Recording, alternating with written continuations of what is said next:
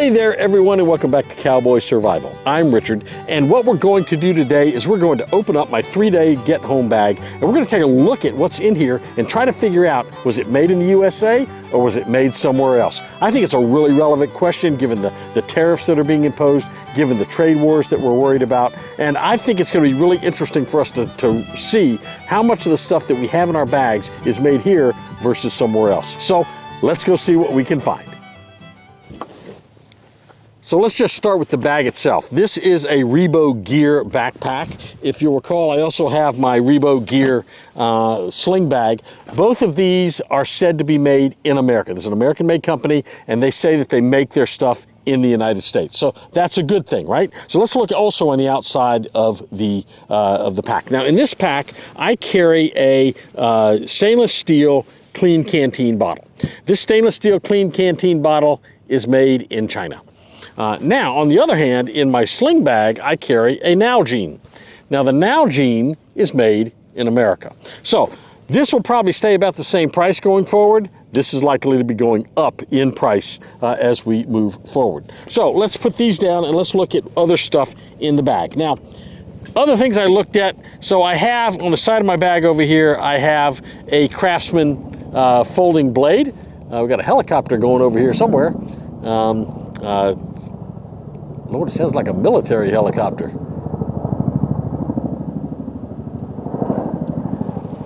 Well, I don't see it, but I can sure hear it.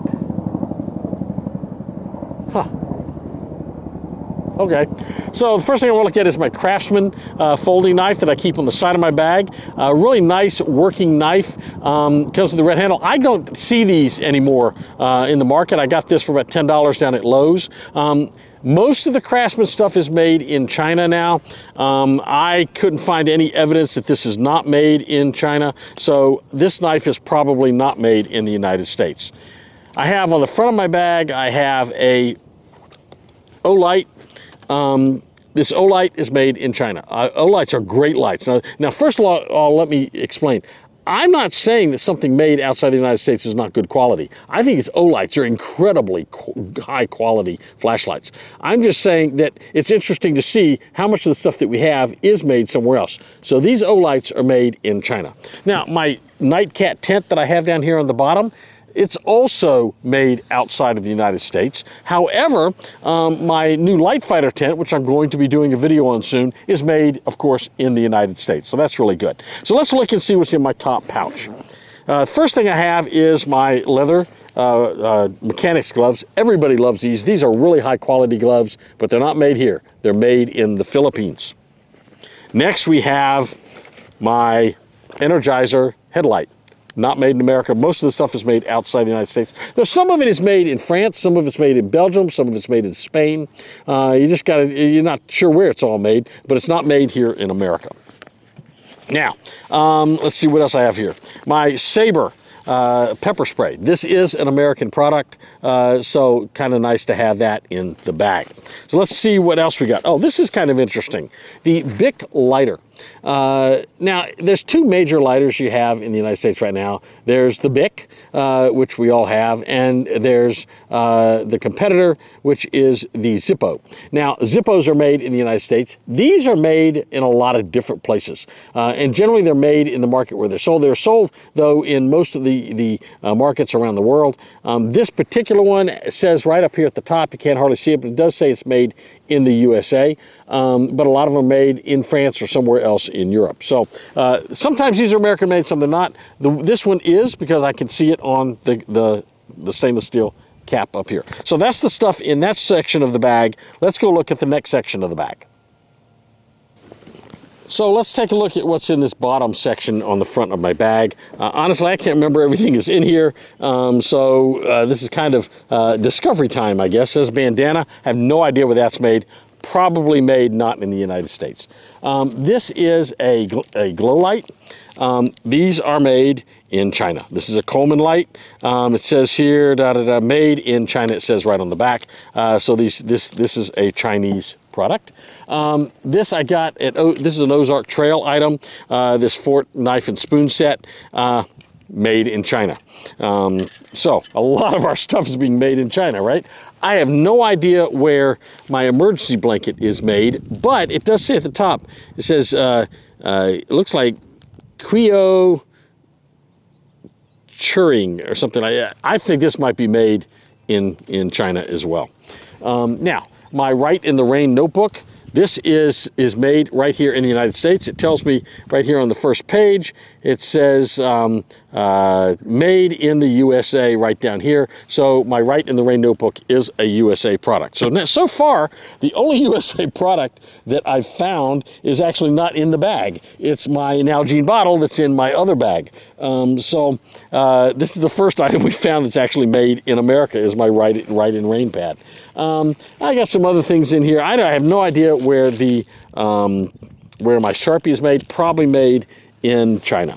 Paracord, not sure where my paracord is made. So there's not much in that section that I think we need to be too concerned about. I just have a lot of odds and ends. It's sort of an administrative section for me.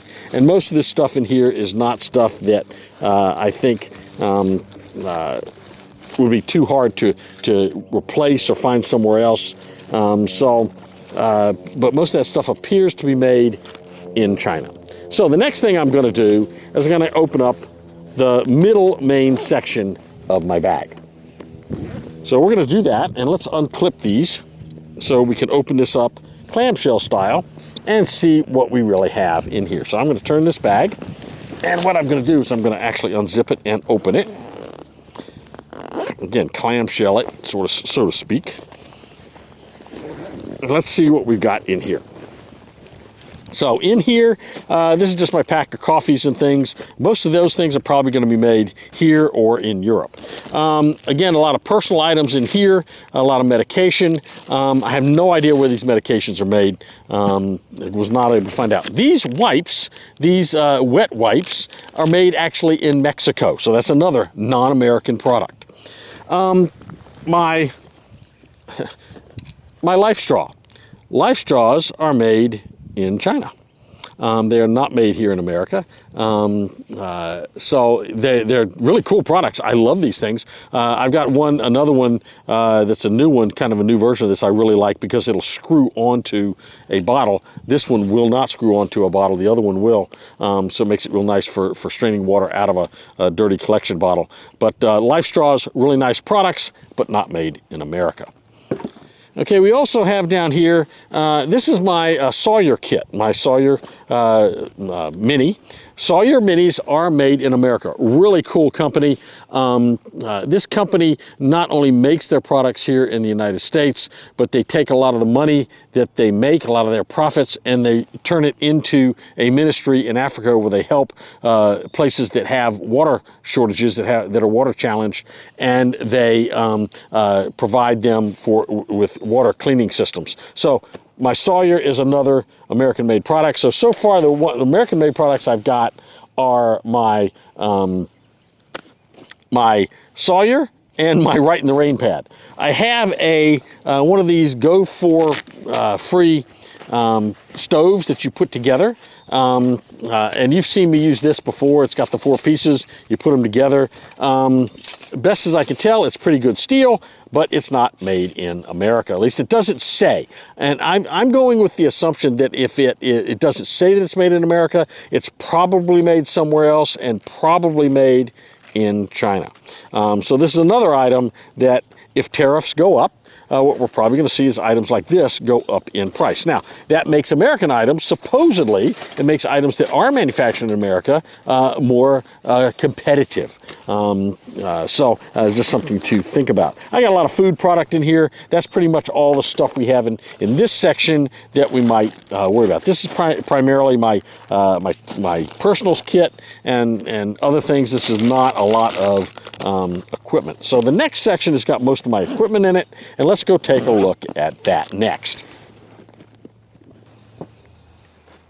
Okay, so let's take a look at the items that are in this particular section of my bag. This is my main section. Most of my main gear is in here. So the first thing I've got is my Holtzman knife.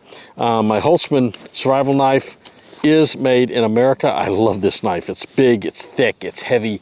Really like this knife, but it is made in America. So I really am happy to have this knife. So far, not many of the things we've looked at have been made here. Most of the stuff is made somewhere else. My multi-tool. This is a Gerber multi-tool, and this is the truss. Now, if you go to Gerber's site, you're going to find out that some of these are made in America, some of these are not. Now, the way you tell on Gerber's site is if it's made in America, there will be a flag up at the top that says Made in America.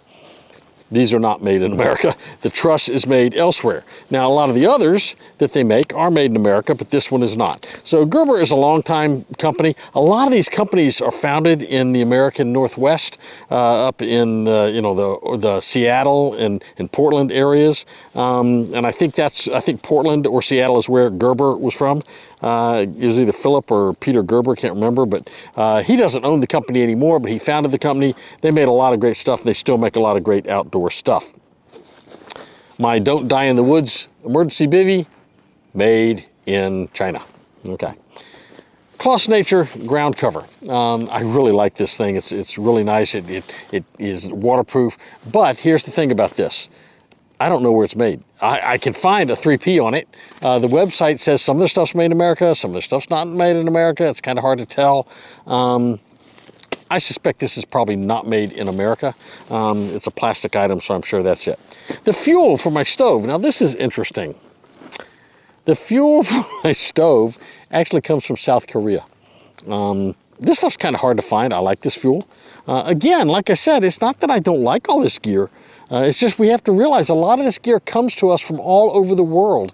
So when we're sourcing our packs and we're putting stuff in there, we can't be picky about where it comes from. We can't be political about where it comes from. Good gear is good gear no matter where it comes from, right? Fuel comes from South Korea. Now, my Stanley 2-cup cook set. I love this thing. My favorite piece of camping gear, perhaps, is this item. Not made in America. It says on the bottom of this thing, it says ethically manufactured in China. I don't know what that means. Ethically manufactured in China. I have no idea what that means. But I also have inside this my tea infuser, and I've got a video on how to use this for steaming vegetables. I turn it upside down and put vegetables in there, steams it. This is made not in America. Neat item. But not an American item. I keep my salt and pepper and stuff in here to keep it nice and dry. So that's another item that's really nice, but not made in the USA. Stanley's an old-time American company. They made a lot of really nice products for a long time. This is the new version of the 2-cup cook set. I've got the older version in my other bag. Now, these cups, this cup is one of those cups from Walmart. It's an Ozark Trail cup, and made in China. If you saw my short on this, on Ozark Trail stuff's pretty much all made in China, but good cup. $5.50 for this stainless steel cup. Can't beat that. It's a great deal. It's a stainless steel cup. I don't care how fancy you are, you can't make a high-tech cup, right? A cup is a cup is a cup. Nests right in here really nicely. I'm happy with that. Now, my brand new Helicon Tex poncho. I love this thing. It fits well with my Helicon Tex Swagman roll. It's not made here. It's made in Poland.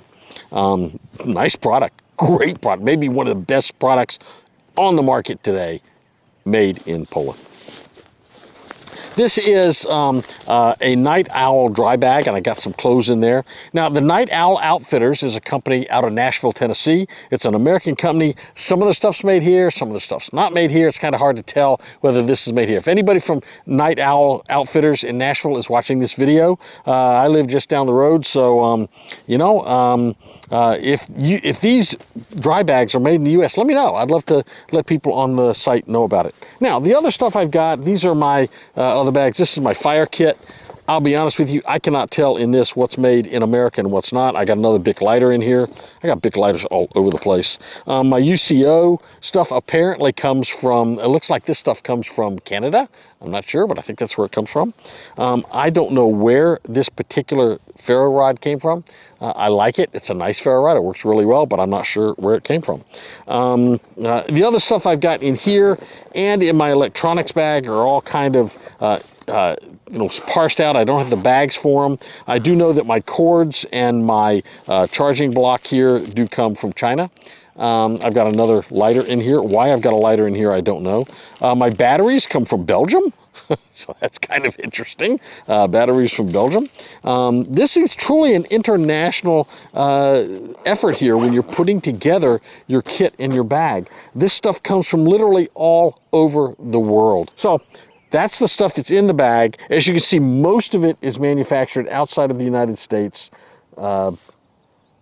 I don't know. Very little of the stuff is actually manufactured inside the United States. So we need the international trade, the international goods, the international market to bring us the quality goods that we like to have in our bags so that we're ready for emergencies.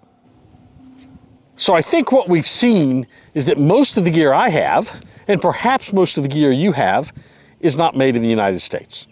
And most of that is made in China.